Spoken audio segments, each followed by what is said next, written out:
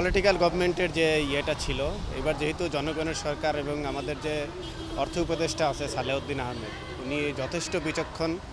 আমার মনে হয় যে সব কিছু বিচার বিশ্লেষণ করেই উনি বাজেটটা করেছেন এবং অনেক আশাবাদী যে এবার বাজেটটা আসলে জনবান্ধব হবে। যে বাজেটটা দিয়েছে তারা বলছে যে জনবান্ধব একটা বাজেট। তো তারা আসলে ইন্টেরিয়র সরকার হিসেবে যে বাজেটটা দিচ্ছে, আমার এখানে আসলে কনফিউশন আছে কতটুকু তারা সফল হতে পারবে। আমাদের সবাই আমরা এখন কিন্তু বসে থাকলে, ঘরে থাকলে, বাইরে থাকলে সবসময় নেটটা ইউজ করি। তো নেটের দামটা কমানো আমি মনে করি যুক্তিযুক্ত। আর সেকেন্ড হচ্ছে, আমরা একটা জিনিস সবসময় সাফার করি যে নেটের মেয়াদটা নিয়ে। হ্যাঁ, যদি সরকার এই বিষয়টা নিয়ে একটু ভাবতো, তাহলে আমি মনে করি যে এটা একটু আমাদের জন্য ভালো হতো। এই ঈদে জামা জুতো অ্যাক্সেসরিজের ডিসকাউন্ট। আমাদের কোনো অমত নাই, কেন অনেক কিছুর দাম বাড়বে, অনেক কিছুর দাম কমবে। যেমন আমরা গাড়ির দাম বাড়তে পারে, কিন্তু আমাদের পেট্রোলের দামটা কমে গেছে, কিন্তু আশা করি আরও কমবে। তাতে 10টা বাড়লে 15টা কমতে পারে, এই দিক দিয়ে আমাদের কোনো আপত্তি না, ভালো সুবিধাজনক। আর আমরা পাশে থাকলে, আমাদের জনগণ যদি পাশে থাকে, তারা আরও ভালো করবে। যে অবস্থা আছে তার চেয়ে অনেক উন্নতি হবে ইনশাল্লাহ, আশা করা যায়। দাম কমার তালিকায় তো ইন্টারনেট আছে, কিন্তু অনেক কিছুর মধ্যে দাম বাড়ার তালিকায়ও আছে, ভ্যাট বাড়ার তালিকায়ও আছে।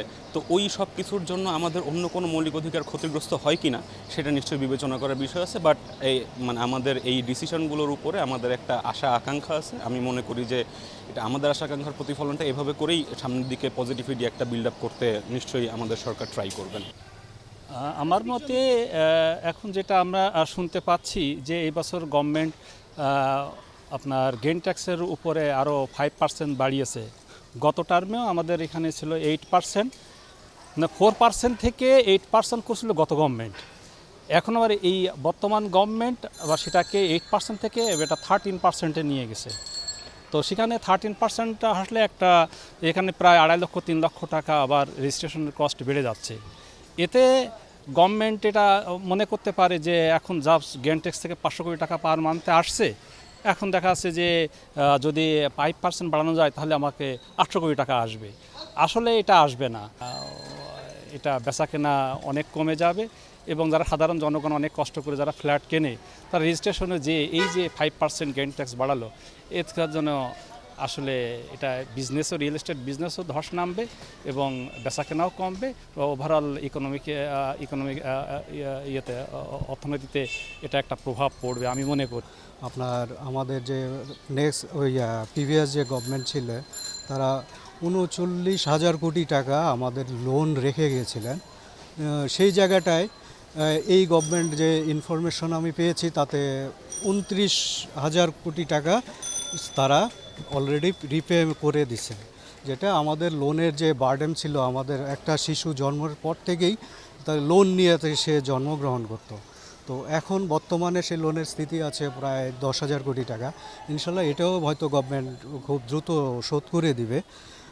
এর মধ্যে যে বাজেটটা আসছে, বাজেটের মধ্যে কিছু প্রোডাক্টের দাম বেড়েছে, কিছু প্রোডাক্টের দাম কমেছে, কিছু নতুন করে ট্যাক্স ভ্যাট ইম্পোজ করার কারণে প্রোডাক্টের দাম বেড়েছে।